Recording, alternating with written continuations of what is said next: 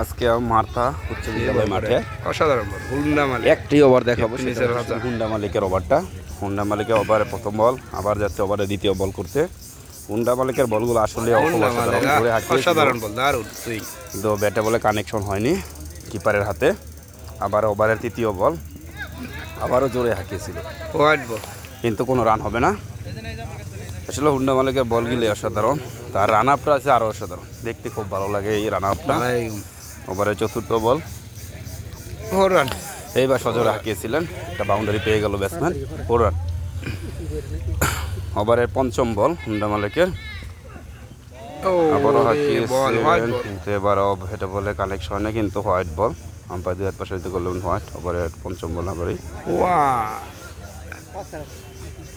না, এবারও কোনো রান হলো না, হোয়াইট বল ছিল।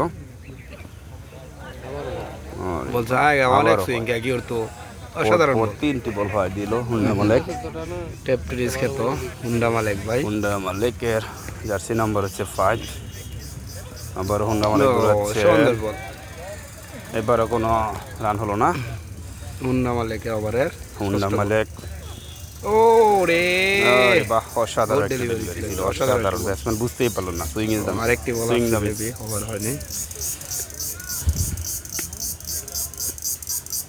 আবারও যাচ্ছে সেই হুন্ডা মালিক, ওরে ওই হুন্ডা বাহ, মালিক 6 বিগ শট একদম গাছের উপর দিয়ে সীমানার বাইরে, বাহ অসাধারণ অসাধারণ।